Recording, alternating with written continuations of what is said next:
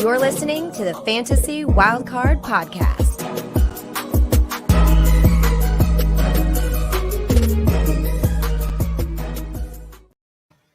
Hello and welcome to the Fantasy Wildcard Dynasty Show. I'll be your host this week, Matt. You can follow me on Twitter at MattFFDynasty. And with me as always, I've got my amazing co-host, Ali. You can follow on Twitter at FFDynastyGrill. Ali, happy Easter. How are you doing?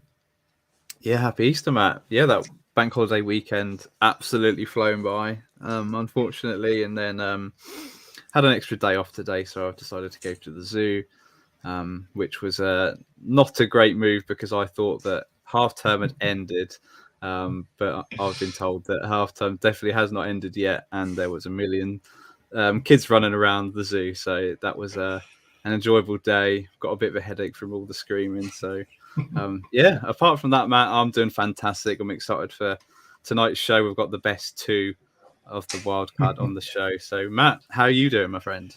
Yeah, I'm doing really well, thanks, Ali. Just had a bit of time to myself really this Easter. Obviously spent a bit of time with family, but kind of switched off from Twitter, switched off from everything for a few days, and it was just nice really to have a bit of time to myself and recharge the batteries. Obviously, we've got a lot coming up with the NFL draft not too far away now. Like you mentioned, we've got some more talking points to do on these rookies. But yeah, overall, it's been a nice Easter just to relax for a little bit before the chaos starts of the NFL draft coming up. And like you mentioned, you've got the best two fantasy wildcard hosts because sadly we haven't got Kev today.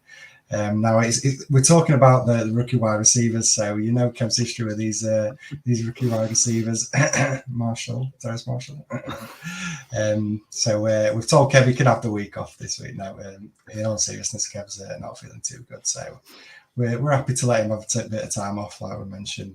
Me and you have got this covered, haven't we, Ali? We're going to talk about the rookie wide receivers, the rookie tight ends, and analysing it from a dynasty perspective. So it's going to be a lot of fun. As I say, there's a lot of great wide receivers to talk about in this class. A few tight ends we're going to touch upon. So should we just kick things straight off, get into the wide receivers? And I'm going to kick us off with, I think, what is the consensus wide receiver one.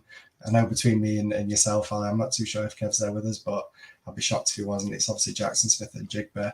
As I mentioned, my wide receiver one out of this class. What he's done at Ohio State, especially in 2021, obviously that amazing season that he had, over 1,500 receiving yards, 9 touchdowns.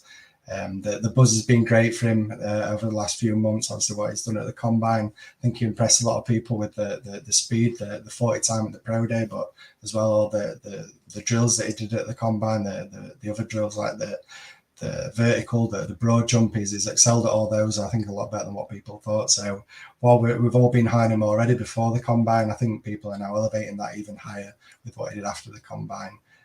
We know how he outproduced guys like Garrett Wilson, Chris Olave. They've all said themselves that he is the top dog out of those guys that play for Ohio State. So that's got to fill you with confidence, that kind of praise from two guys that have absolutely smashed it in the rookie season. So yeah, as I say, he's my wide receiver one. As I say, I know he's your wide receiver one. And to be honest, I think for me personally, he's in a tier on his own. I think he's that good. I've mentioned it before on previous shows. I think the potential upside for Jackson Smith-Njigba is probably more than maybe what we're giving him credit for. He's not just that slot wide receiver. He's not just the guy that takes the short routes. I think he can do it all, to be honest. And as I mentioned in a previous show, he's shown that he can take those long balls, he can take those deep balls and produce with them as well. So I think the potential ceiling's even higher than what we give him credit for. So I don't know about you, Ali, but I'm super excited by Jackson Smith-Njigba. I think he's going to be awesome in the NFL. I think he's going to be great for fantasy. Obviously used in the slot, but as I say, if you can get a few more looks out wide or with the go routes and get that potential ceiling, yeah, I'm really excited, as you can probably tell in the tone of my voice. So, Ali, what's your feelings on Jackson Smith-Njigba? Yeah, I mean, to be honest, he was always going to be the wide receiver one. Trouble is this class as a whole, we've been spoilt throughout the years with wide receivers coming into the league and just being amazing. Last year, the rookie class was maybe not the very top end talent like the Justin Jefferson, Jamar Chase we've got, but you've got probably 5 or 6 guys who now is in the top, say, 15 dynasty wide receivers. Absolutely incredible. So this year is a bit of a down year in terms of wide receivers at the minute. We saw that tweet came out this week that the NFL only see one wide receiver as a first round caliber guy, and it's this guy Jackson Smith-Njigba, who just, if anything, just pulled himself away from the competition. He's easily in a tier of his own. There's just too many question marks on a lot of the other wide receivers, whether they seem to be too small, they really limited just the slot, or there's just off the field issues with some of the guys. Jackson Smith-Njigba is just such a safe prospect with a high floor, but also with a high ceiling. He's a guy that I can't see getting to Jamar Chase, Justin Jefferson level, but perhaps maybe the wide receiver 4 or 5 in Dynasty, sort of the CD Lamb, AJ Brown, that sort of level is probably the ceiling that I see for him. I think he's such a safe prospect, such an amazing guy that really, I'm really not bothered about where he lands. Obviously, I don't want to see him land in Philly. That would be a terrible landing spot for him. But literally anywhere else, and it's wheels up for JSN. He's a guy that I'm picking directly after the 3 top quarterbacks in this rookie class in the rookie drafts. He's just such a safe prospect and a guy that you're happy to start as your wide receiver 1, wide receiver 2. He's a guy that you want to rebuild your team around. He's a guy that you want to acquire. There's so many superlatives. That season in 2021 was just incredible. Almost 1,600 yards. You just don't often see that in the college game, and unfortunately, he couldn't repeat it this year of injury. But we saw enough in that 2021 season. So JSN, is Manald on wide receiver 1. There's not any questions about it. He's quick enough. He plays amazingly in the slot, like that sort of CeeDee Lamb Cooper Cup role, which is nowadays in the NFL is just such a productive role. Whereas it perhaps wouldn't have been in a few years past, but right now it's incredible for fantasy. So I've got no question marks really about JSN, to be honest. The height, the weight is absolutely fine. No red flags at all. So he's a guy that I'm taking, directly after the quarterbacks. Matt, are you with me as well? Is a guy that you're taking after them quarterbacks? Perhaps because I've seen him actually go ahead of perhaps Anthony Richardson is someone as high as maybe pick 4 in the rookie drafts. Are you that high on him? I think personally I'd probably stick with the quarterbacks just because I feel like obviously we're playing in Superflex leagues. We know that the quarterbacks are basically the currency in Superflex formats. If you've got a good quarterback, then you're getting a king's ransom for those quarterbacks. So I just feel like if we're thinking maybe if you're in mid-season, it's a lot easier to grab yourself a wide receiver than it is a quarterback. So I just think because of that value you place on quarterbacks, I'd rather take a chance on the quarterbacks. I know Richardson's obviously got some risk in there, but as well the potential ceiling is also incredible as well. And I think I'd rather take that chance on a quarterback. And as I say, in Superflex formats, you want to get yourself one of those quarterbacks that could turn into somebody like a Justin Fields, like what he's doing at the moment. You see where he's going in startups. It's like middle of the first round.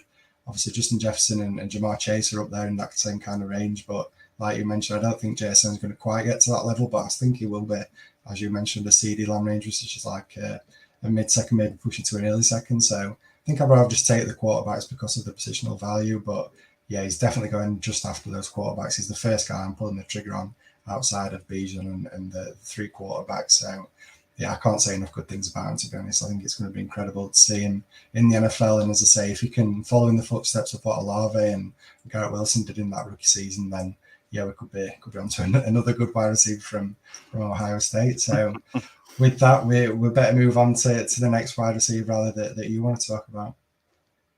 Yeah, this one from Boston College, so not a wide receiver factory. It's Zay Flowers. Someone that's actually been really rising in my rankings. I think he started off wide receiver 6, I think, and I moved him up to wide receiver 4 throughout the process. So I'm really quite high on Zay Flowers, and he could even rise even more. He could become a wide receiver 3, just depending on perhaps draft capital. But we'll talk about the guy who's got 13 siblings, so it's quite a stat about him. But he is a smaller guy, 5'9". There's going to be a common theme throughout a lot of this year's classes that they are smaller slot guys. This guy is 5'9", which is the 7th percentile. He's 182 pounds, which is the 10th percentile. So not great. You also look at his arms. He's got incredibly short arms, 29 and a quarter inches. So that's not great. He's got small hands too. But there's a lot to like about Zay Flowers. He had a really decent combine. He was absolutely lightning quick, 4.4240. So you love to see that. Nothing mind blowing in the jumps and the vertical and the broad, but he certainly didn't hurt his draft capital. And you just hear recently that Zay Flowers is someone that is being mocked to go in the first round, and even the first wide receiver taken in a lot of the draft analysts, they pick Zay Flowers as easily a first round pick, and sometimes the first wide receiver off the board. So that says a lot about him. He was obviously the all-time leader at Boston College in all three receiving categories. His college dominator of 46.7%, his 94th percentile, his college target share is 29.6%, which is 89th percentile. But yeah, he's that slot guy, but you just want to see him with the ball in his hands, because he just moves differently. And when he gets himself open and he gets the ball in his hands with space, or even with a defender in his way, he can just juke that defender and really take it to the house. He's really exciting to watch. He just moves differently to other wide receivers in this class. I don't know what it is, but yeah, absolutely love Zay Flowers. His stock seems to be rising. Certainly weighing in over 180 pounds at the combine was a positive for Zay Flowers. If he would have been sort of mid 170, that could be a bit of a concern, but certainly above 180 is positive. Is a nailed on first round selection, which is always good. Personally, I've got him behind Quinton Johnson, and we're going to come to him in a bit, but I really want to move him ahead of him. I've just got perhaps a few concerns about him, and perhaps Quinton Johnson's ceiling is higher than Zay Flowers, but someone that's going to be a safe prospect. I think it's going to be taken in the first round of the NFL draft. There's certainly, when you get to pick 20, there's quite a few teams, 4 or 5 teams there that are desperate for wide receivers, including your very own New York Giants. So, if he lands in any of them spots, if he's taken as a first round pick, he's a guy that I'm really happy to take sort of from pick 108 in rookie draft, super flex drafts. There's someone that I really like. Perhaps he's not got the ceiling as a JSN or say Quinton Johnson, but someone that is a really safe pick that can be a wide receiver 2 on your team.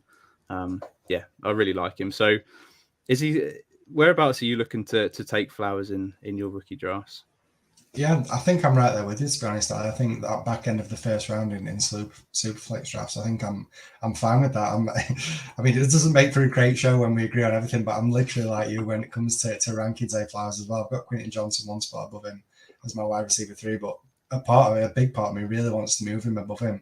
But like you said, I just think maybe Johnson's got a little bit higher ceiling. Obviously, we're going to talk about Johnson in a little bit. But with Zay Flowers, I think the potential ceilings there, like you mentioned, obviously is a shorter wide receiver, like a lot of these wide receivers are in this class. But when you actually look at where he was used in college, he actually played more out wide than he actually did in the slot. I think he played 2/3 out wide to 1/3 in the slot. So he's got the ability to play out wide. But I think just because of the NFL and it being a completely different beast to college football, you do just worry that because of his size, he kind of be forced into that slot role, which I just don't think it's going to get the ceiling that we could potentially get from him if he was played out wide and could maybe show what he can do out there. And who knows, maybe he can surprise people. It's not like it's a death sentence for smaller guys to be on the outside. It can be done. And like you mentioned, the athleticism that he's got, I think he's shown that he can be used all over the field. So part of me hopes that he does land in a situation where they are willing to take a chance and put him on the outside. And as I say, hopefully we can see an even potential high ceiling. But even not worst case scenario,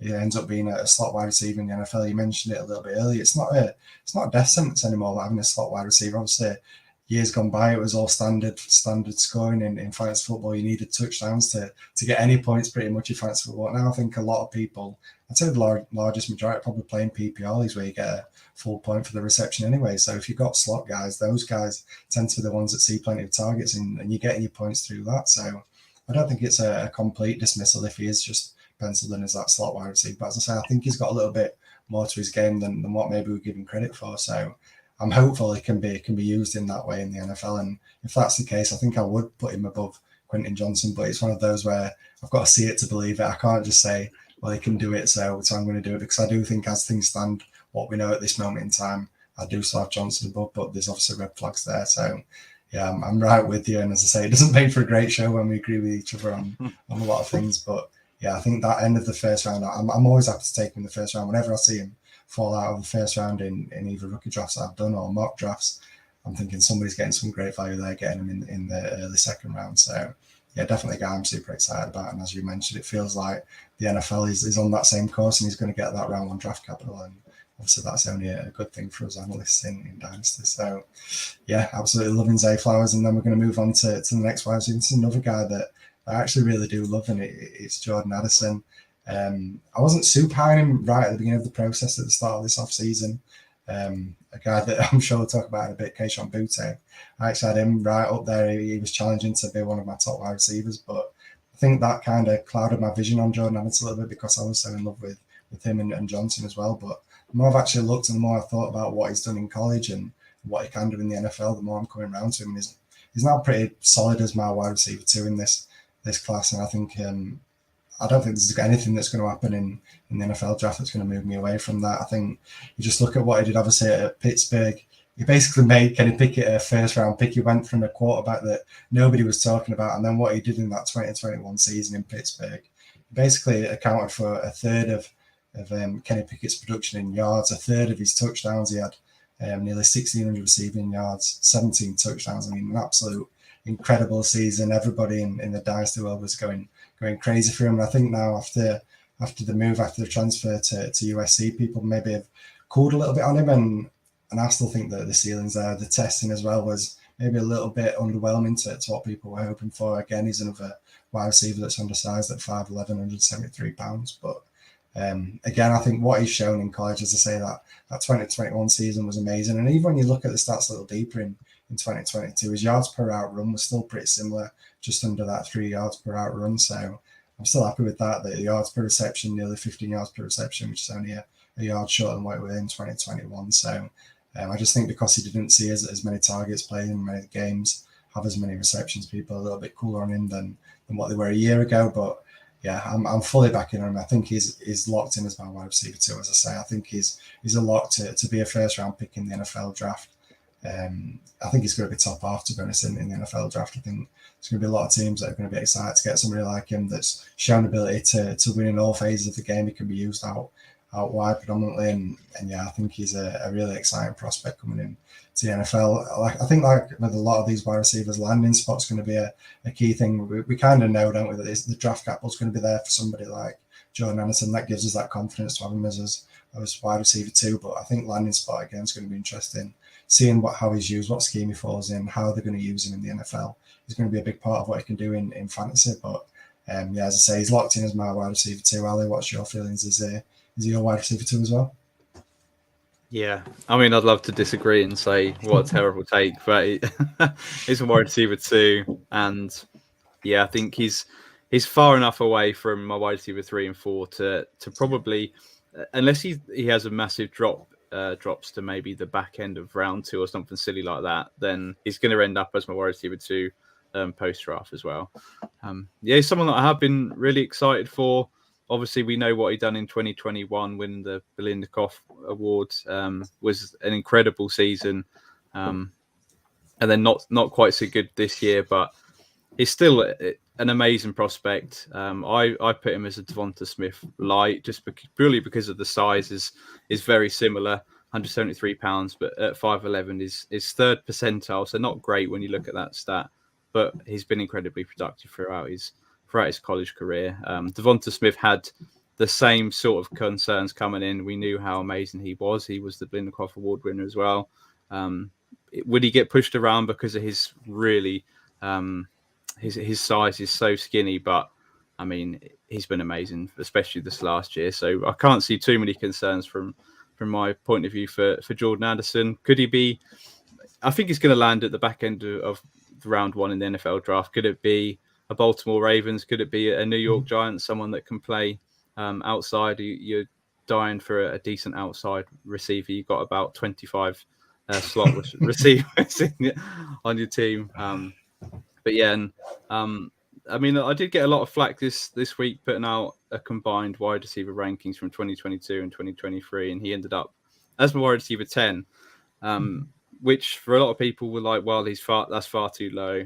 But it just shows the actual golf in class from what was last year's draft talent to this year's. I've got far less question marks on a lot of them wide receivers that came out last year. And then I only had JSN as my wide receiver 4. So it just shows there is a gap between 1 and 2. And then also another big gap to the next wide receiver. But someone that I'm going to be targeting in the middle of the first round in my rookie draft, someone that I think has still got an incredibly high ceiling. There's a few more question marks there is on Addison than say JSN, but yeah, I think he has got a big ceiling. Someone that is a safe pick. I mean, once you get past Jordan Addison, it's really tough when it comes to these rookie drafts. There's a lot of question marks on a lot of guys that come after him, but he's sort of the last guy I would be taken and feeling really good about it. So yeah, no concerns for me on Addison, and yeah, someone that I'm targeting in that mid first round, and I'm excited to get him. Yeah, as I say, he's my wide receiver 2, and as you mentioned, I think that middle of the first round is a sweet spot really of where you're going to have to either pay to get him, or what the area that I think he's going to go in. So yeah, I think right there with your middle of the first is where you're going to have to select him. And with that, we're going to move on to the next wide receiver. Who we got, Ali? Yeah, so I'm going to be talking about 2 guys from the same team of Tennessee, and this is my wide receiver 6, and a guy that I'm actually souring on a little bit, which is a bit odd. He's my wide receiver 6. Early on in the process, in terms of the NFL process, he was getting some early draft, early buzz, Jalen Hyatt, to go in the back of the first round of the NFL draft, and it seems to have cooled off a bit now. He seems to be touted as an early day 2 pick. I know a lot of the concerns about Jalen Hyatt is he just a burner? He's got absolute speed for days. It's incredible to see him. He's absolutely lightning quick. But then when you look at the NFL, they absolutely covet speed right now. Speed seems to be a lot of what the NFL are going for. If you've got traits, if you've got track speed, the NFL are going to be higher on him than perhaps the fantasy analysts. So from that point of view, I've got no real concerns from Jalen Hyatt. But for me, looking further into the process, I've been having doubts whether he's actually the best wide receiver on his team. And we're going to talk about the other guy later. But yeah, that's where I am with him. His athleticism score via NFL.com is the number 1 of this wide receiver of this class, which is always good to base that off. A 4.4 40 time, a 40-inch vert, 11'3" broad jump. So you're looking at all really good metrics. But yeah, he's got a slight frame, 176 pounds at 6 feet, which is, you just worry that he might get bullied and dominated by more physical DBs in the NFL, which is a concern. But obviously we sort of had that as well with Devonta Smith and so on and so on. When you look at his college tape, he had so many free releases that he was just getting open for fun. I'm just not sure he's going to have that exact same success in the NFL. But I mean, you just can't deny the production that he's had. Obviously, the Biletnikoff winner in 2022, 15 touchdowns, which was incredible, 18.9 yards per reception. Just look at his route tree in college was really quite limited. He didn't do much variation, wasn't asked to do too much. So when it gets to the NFL, he could be a bit of a mystery box. But yeah, it's someone that early on in the process, he was really high for me. I think he's my wide receiver 4. He's now my wide receiver 6. I'm slightly lower on him now. But again, someone that has got them elite traits, that speed. So if he's picked up earlier than I anticipate, and if he's used in the right way, he could absolutely rise in my rankings from wide receiver 6. Yeah, no, another guy that, again, I'm going to sound like a broken record in saying I'm a little bit like yourself. He was a guy that at the start of the process really stood out to me. And obviously, you see those huge plays when you're watching his film, and you see the numbers as well in terms of the average yards per reception and everything. It kind of stands out to you, but a little bit, as you mentioned, kind of cooled on him a little bit. I don't know if you follow Matt Harmony, is the guy that does the reception perception, which is like basically the image of the route tree and the success that he has at all the different things. And you mentioned to kind of team me up nicely for this, but you basically look at that and it's all red pretty much, apart from the go route, apart from the vertical route. It's green on that one. He can excel at burning and going down the field, but pretty much everything else is red, and that's obviously a concern. If he's a one-trick pony, then you do just worry that if he's just locked into that role of being that vertical threat, is he going to be used more as a decoy, trying to spread the defense a bit more and maybe benefiting other people on the team that he lands on and getting them a little bit more space on the shorter route. So I do just worry that he's just going to be that. I mean, we see it all the time, don't we? You see these exciting guys that are burners that have got that elite speed, but if they just use it doing the vertical routes, and if you're on a quarterback that's maybe not great at the deep ball, then you're really struggling for any other kind of success in terms of us for fantasy anyway. So that is just a bit of a red flag for me. I think there's teams out there that definitely need somebody like Jalen Hyatt. I think you tweeted about it recently, or I've seen somebody tweet about it. Going to the LA Chargers would literally be the dream situation. I remember the moment I saw him, I thought, yeah, this is a guy that the Chargers need. They're crying out for a speedster that can take the top off defenses, and he would be perfect on that. And having obviously somebody like Justin Herbert would be incredible for him, and hopefully unlock that ceiling. But as I say, there's obviously situations where he could land that are going to really dampen that ceiling and what he can do for us in fantasy. So for him, I think he's one of the big guys where landing spot's going to play a key role in what he can do for us in fantasy. And a little bit like itself, I've got him down, I think, as around the wide receiver 7 in my rankings at the moment. Probably looking at maybe mid-second in my rookie drafts, maybe pushing to an early second, as I say, depending on the landing spot. But I feel like he's a guy that he's probably going to get a day 2 draft capital. I think that's the kind of buzz that I'm feeling at the moment. Like you mentioned, that first round draft capital's kind of soured a little bit. It seems more like a day 2 kind of guy, but I don't think that's a death wish on him, to be honest. And I think he can produce, as I say. I just feel like the landing spot's going to be a key thing for Jalen Hyatt moving forward. And with that, we'll move on to the next wide receiver, and we've kind of hinted at him already. It's Quentin Johnson. Again, this is another guy that you're going to see a few red flags when it comes to him, but I think the ceiling there is incredible. What he's done, especially this past year in 2022, over 1,000 yards, 6 touchdowns. But I think it's just the way that he's used. He's not just an outside wide receiver. He's got that yard after catch ability. They can use him all over the field.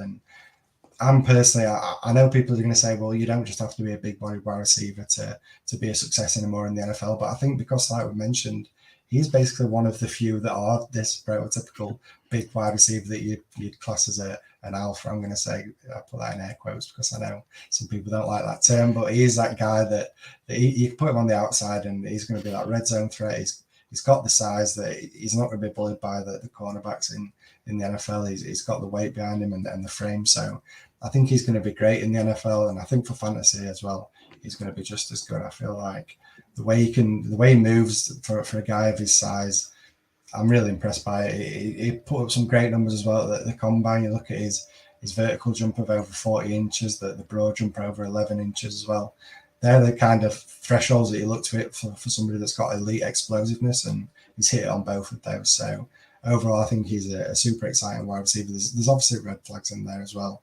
He's not really done too much before this last season, and even this last year has not been incredible numbers. But when you break it down and look at the yards per route run and the yards per reception, they're all within the realms of the top guys in this class. So I'm really excited by him. I know full well that there's some potential red flags there. If you're going to label anyone as a potential bust, this is probably the one guy at the top of the wide receiver rankings that you would say he's maybe the one. If I'm forced to pick somebody that could be a bust, that he could be the one that is. But I'm still happy to take my chance at this moment in time before we see the landing spot of draft capital. That I'm excited by him, Ali. I'm not sure if you're right there with me, but I know we've mentioned already that he is there as your wide receiver 3.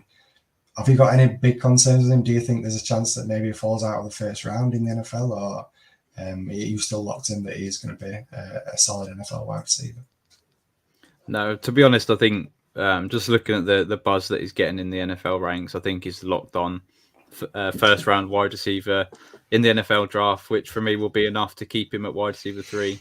I think however much you can break him down and analyze him from a fantasy point of view, if the NFL are really high on him, then you have to listen to that and you have to make note of that. So I always try and do that as well. When you look at Kenny Pickett last year, I mean, for fantasy, I never thought his ceiling was great, but the NFL liked him. He was the only first round pick, so I had to have him as my quarterback 1.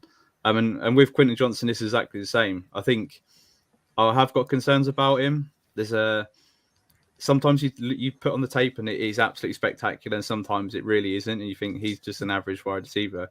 He leaves you wanting more. Obviously, he had the 1,000 yards, but then he had 6 touchdowns. When you look at it, Max Duggan, his quarterback, threw 32 touchdowns, and only 6 of them went to Quentin Johnson, which is a question mark. But for me, alongside JSN, he's got the most upside in this class, other than someone we'll talk about later who has a lot of red flags. I think Quinton Johnson has that upside. So you have to be excited about it. You have to have him as a first round rookie pick in your drafts. I mean, the guy lost 2 inches at the combine. I mean, most men can't afford to lose that sort of. But yeah, you summed him up really well. He's got an absolutely huge catch radius.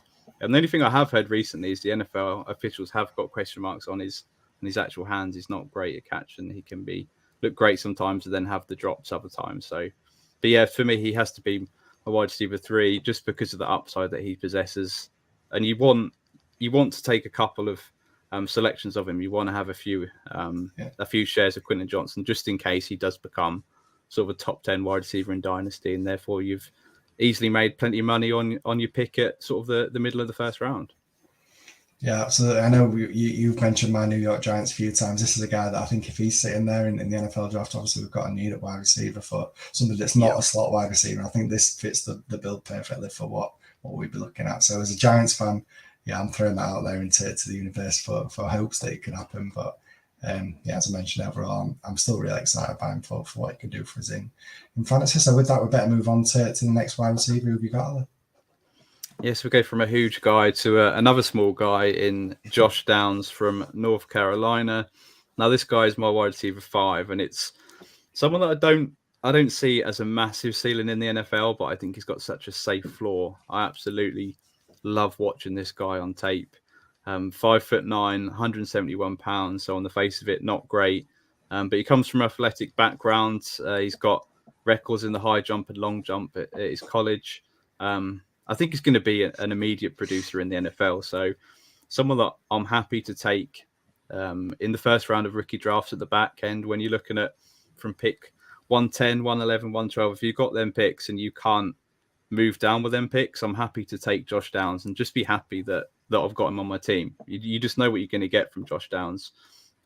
He broke out as a sophomore with them 101 receptions, which is great, over 1,300 yards and 8 touchdowns.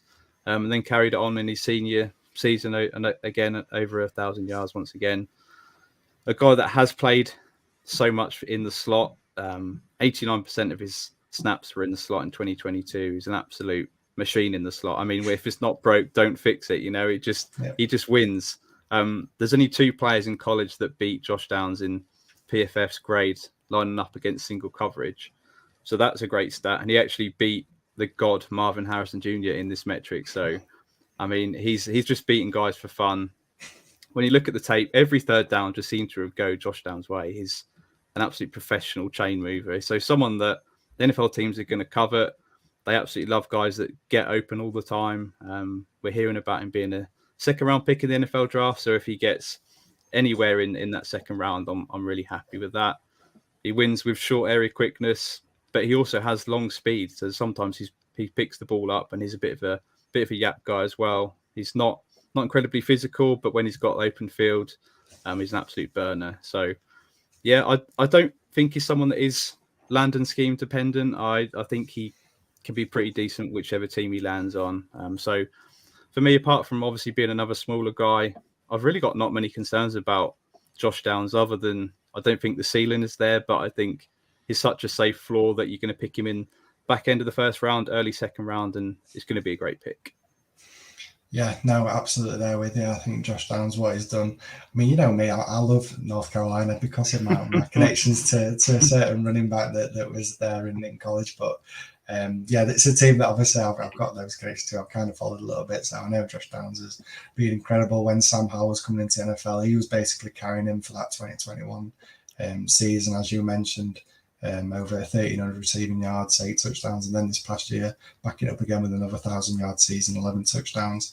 And this is all, like you mentioned, from the slot. He's played pretty much 90% of his slot his snaps from the slot, so he is definitely penciled in. We mentioned Zay Flowers because of his size, maybe being penciled in as a wide receiver, but this is being a slot wide receiver. But this is an out-and-out slot wide receiver, and like you mentioned, I mean, the fact that he's able to produce such great numbers from the slot just goes to show that. Yeah, I don't think any NFL teams have been messing with that. I think he's locked in as a slot wide receiver. So if you're in those PPR leagues, Josh Downs is definitely somebody that I'm rating a little bit higher than maybe what I would if you're playing a in a half-point PPR league or a standard league, then I'd knock him down a bit more. But in PPR leagues, I think he's going to see plenty of targets because of how good he is in the slot and how he's able to separate and get those yards after the catch as well. So, yeah, definitely a guy I'm really interested in. I don't think we mentioned it when we spoke about Zay Flowers, Ali, but I know a common theme that I always see on Twitter is the battle between the Zay Flowers and Josh Down truthers. They seem to be going in pretty similar range in rookie drafts and their ADPs. So which one have you got overall? Have you got Josh Downs above Zay Flowers, or are you a Zay Flowers man?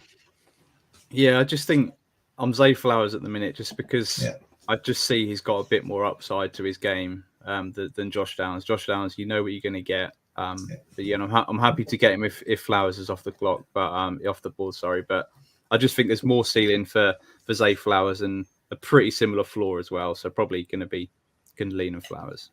Yeah, no, I think I'm right there with you. But as I say, they seem to go back to back in rookie drafts. It's going to be interesting to see how that plays out between them both in terms of the NFL, who gets picked first, who gets the landing spot that we prefer over the other guy. But yeah, I think in terms of talent, Josh Downs has got plenty of it. And as I say, he's locked in, I think, as a slot wide receiver in the NFL. And as we've mentioned, I don't think that's necessarily a bad thing for fantasy if you're playing those PPR leagues. So, yeah, a really interesting guy. Now we're going to move on to another guy that I find really interesting. It's Marvin Mims. And now I'm going to start by saying I'm furious that Twitter is starting to notice Marvin Mims, because I thought this is a guy.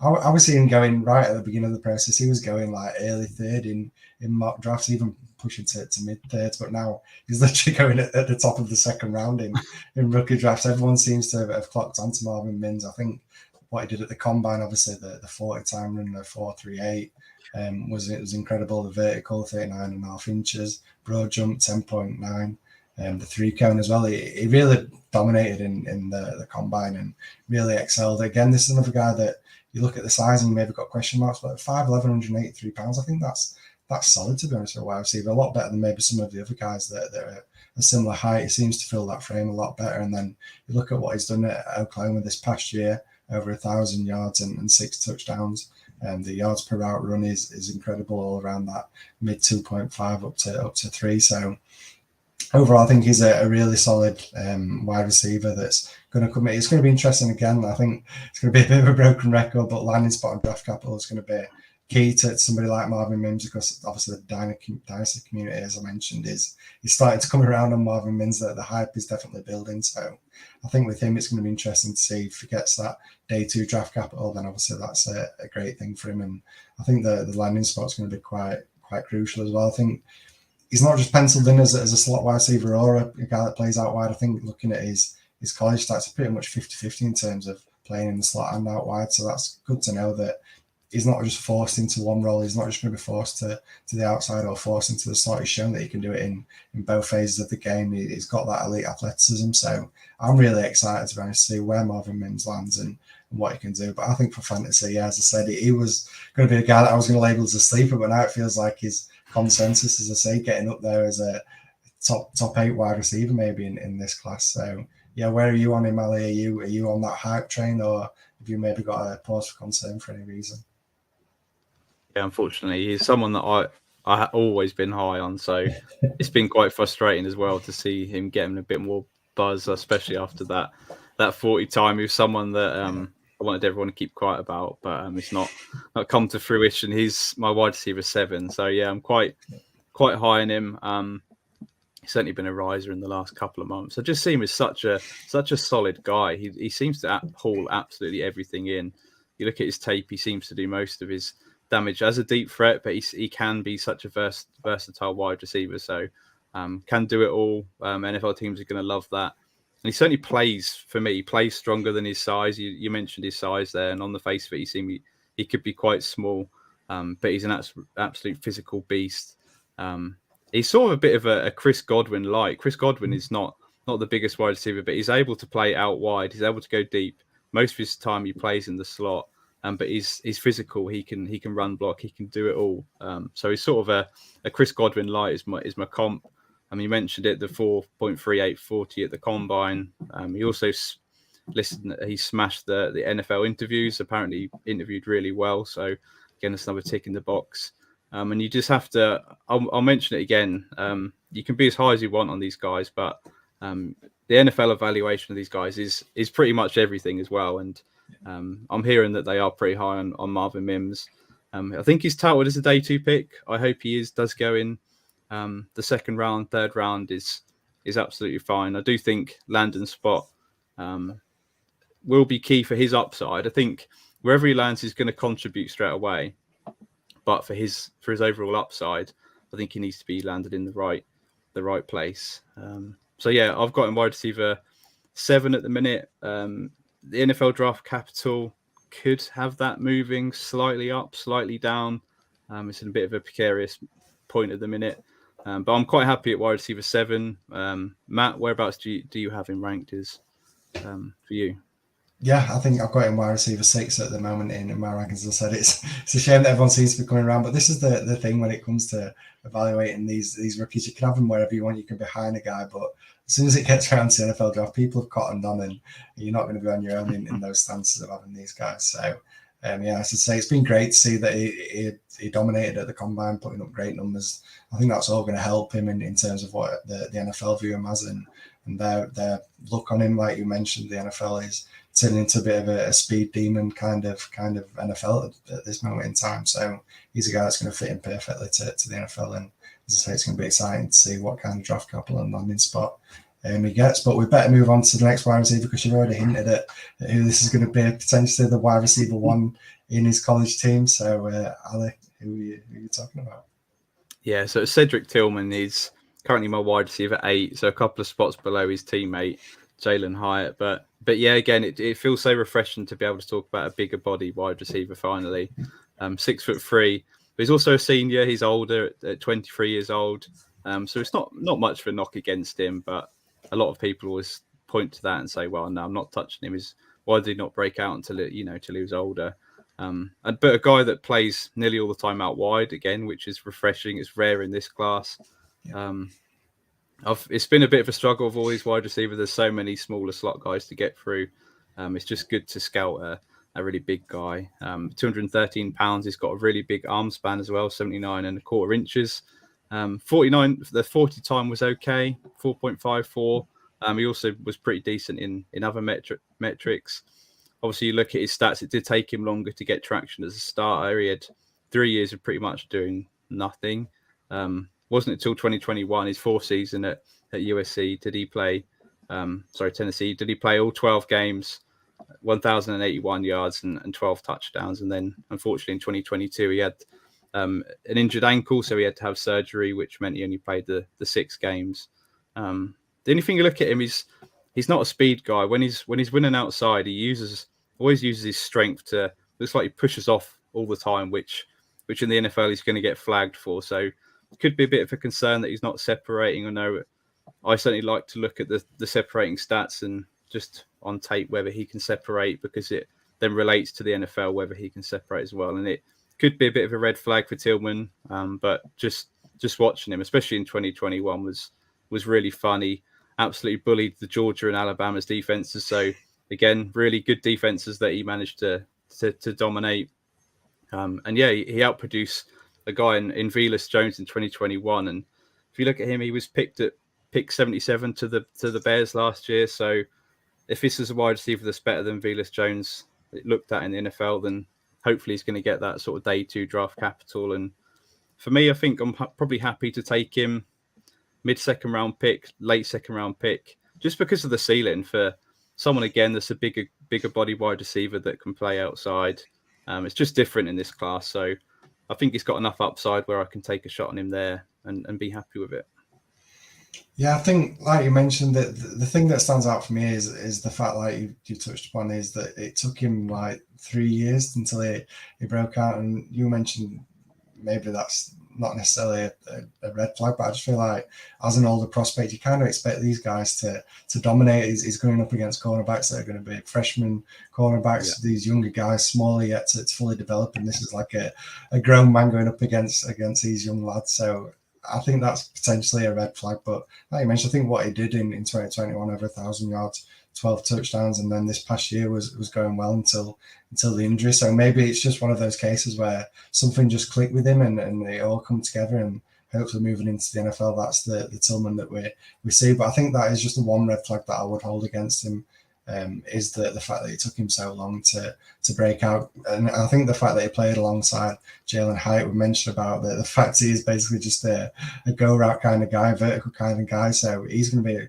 taking a lot of attention with that speed, and maybe does that just soften things up for Tillman a little bit if he's classed as the wide receiver too, maybe going up against the second cornerback on opposing teams as well. Did you just get that little bit of a softer ride of things because of Jalen Hyatt? So there's just a couple of things maybe that I'm yet to fully feel comfortable about. But I think that the fact you mentioned with Jones and what he did, obviously going in pick 77, did you say? So if Tillman can get that kind of draft capital, like you mentioned, he outproduced him. So if he can get that day 2 draft capital, then I think that would be a win for him, because if he falls into that day 3 kind of range, then that's where I start thinking, yeah, this is just going to be one of those guys that I just can't get on board with. He stands out because he is that bigger bodied guy in a class that's full of smaller guys. So you do kind of your eyes get drawn towards him. But I just worry that if things don't go to plan, he does slip to that day 3 range, with the factors and all the prospects as well. A little bit like Velus Jones was as well. I mean, yeah, he's ready to retire, I think, with how old he was coming into the NFL. But yeah, another older wide receiver coming in. So I just think there's a couple of things that are yet to fully get me on board. I'm a little bit lower than you in my rankings. I think I've got him wide receiver 10 at the moment. So I'm maybe looking at the start of the third. I could maybe see the end of the second round in my rookie drafts. But as I say, I think that draft capital is going to be huge for me on where I evaluate Cedric Tillman compared to Jalen Hyatt as well. So with that, we better move on to the final wide receiver. And we have to talk about this guy. I mean, we spoke about a lot of guys that we like. This is a guy that's gone from hero to zero pretty quick. It's obviously Kayshon Boutte. I mean, this was a guy, as I mentioned at the top of the show, I was super high at the start of the evaluation at the start of the off season. I think in terms of raw talent, I think he's right up there with the best of them in this class. To be honest, what he did as a freshman at LSU was incredible.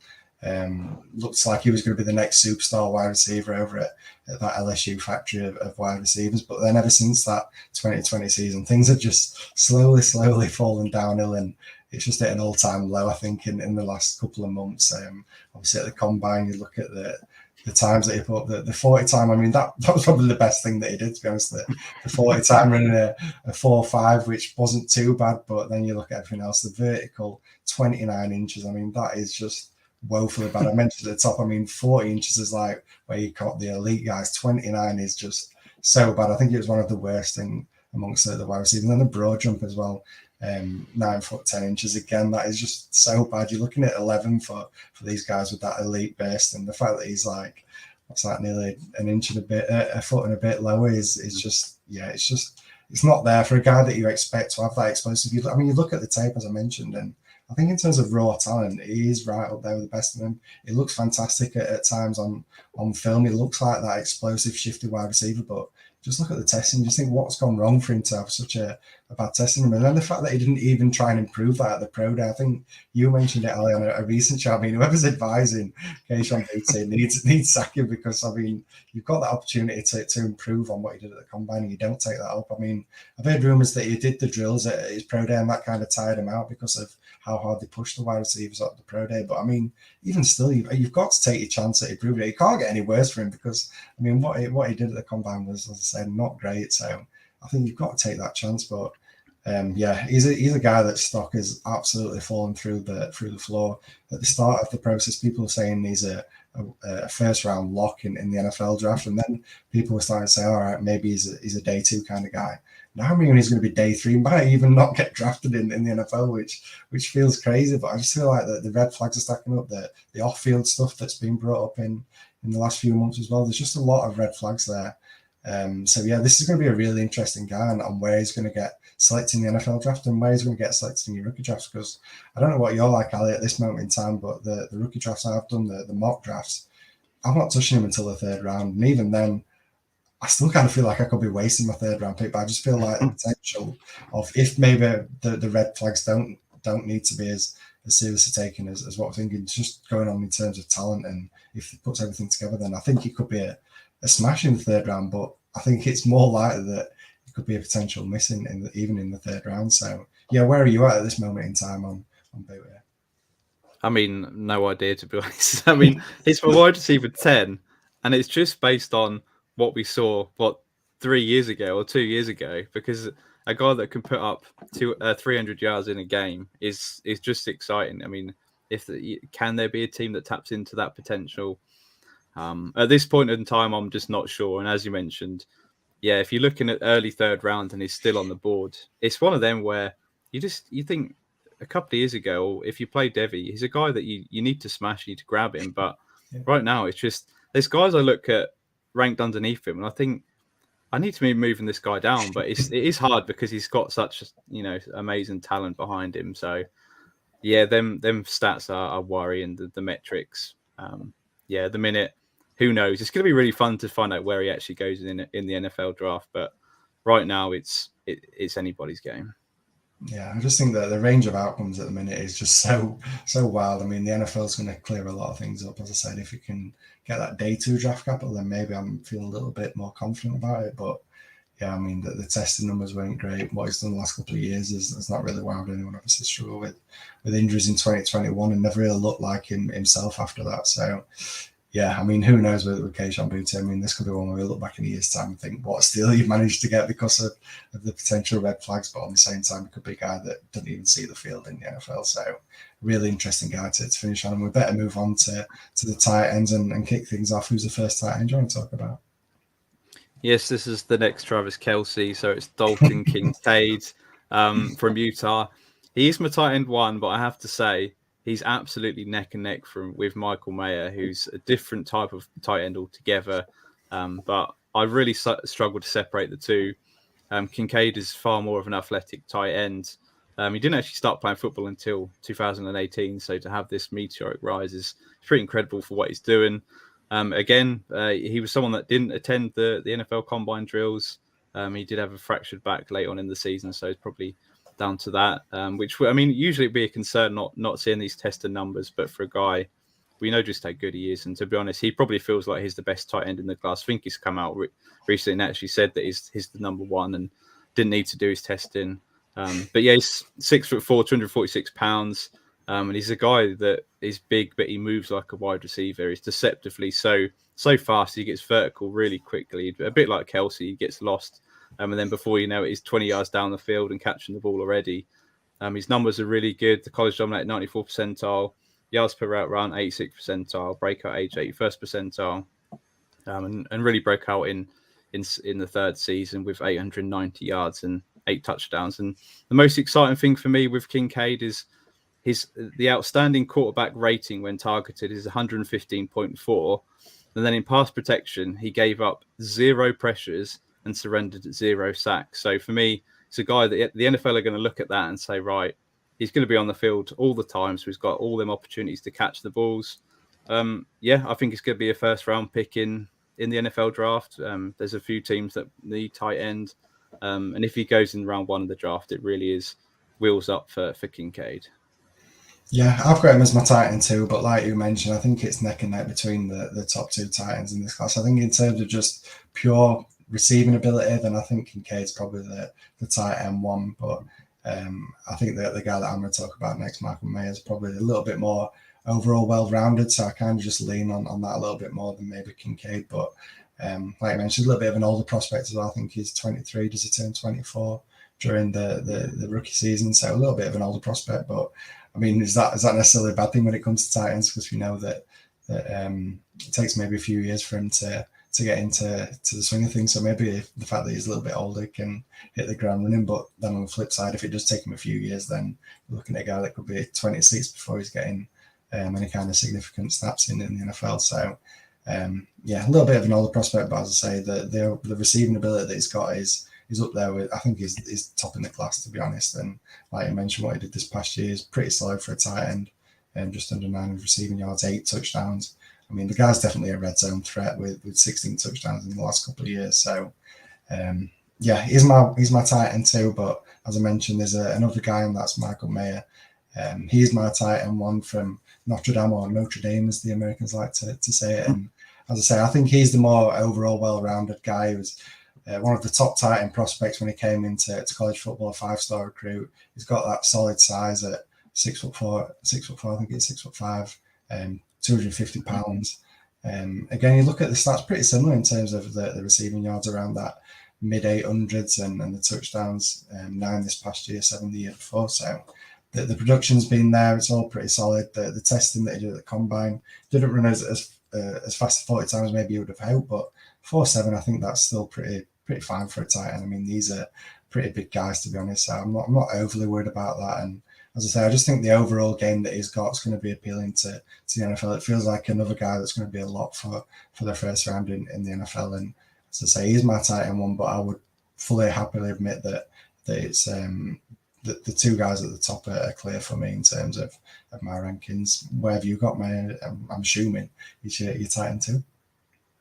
Yeah, he is definitely tight end too. And as you mentioned here, they are pretty much a tier above the others. He just, when you look at his film, he just looks like a man versus boys on the field. Sometimes he's so big and strong upper body.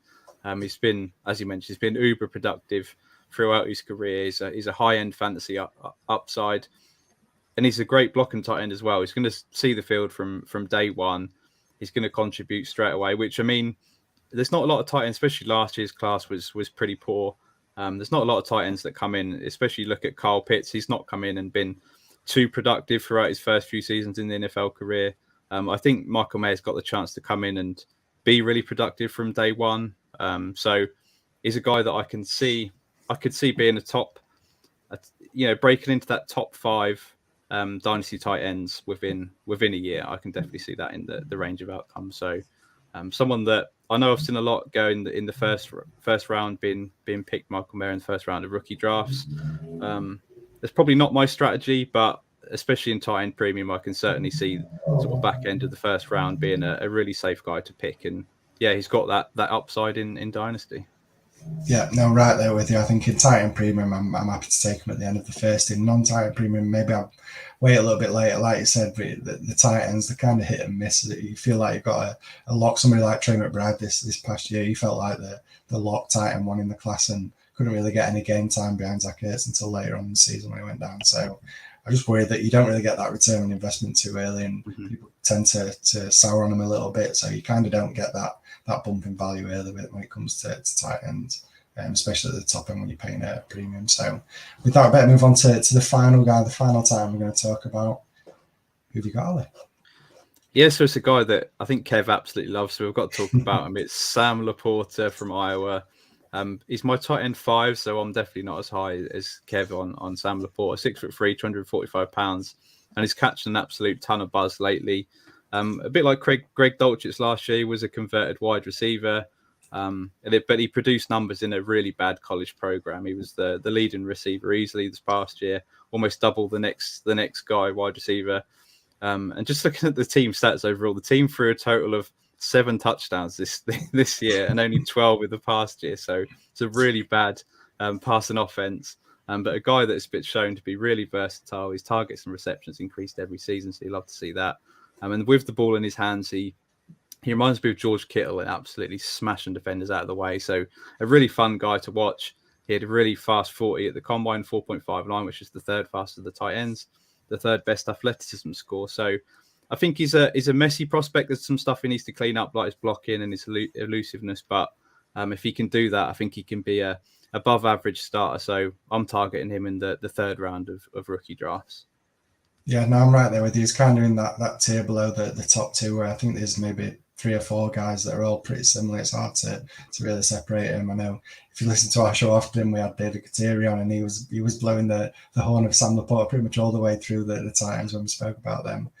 So he's obviously a guy that's super high him, and I can understand why. I think overall he looks like a really solid tight end.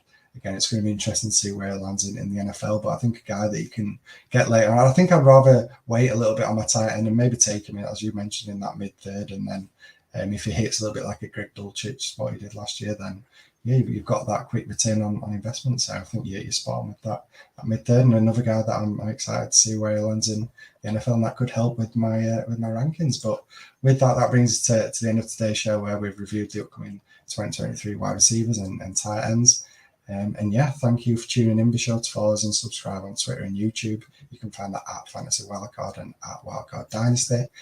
Join us for our show every Wednesday. Thank you once again. Have a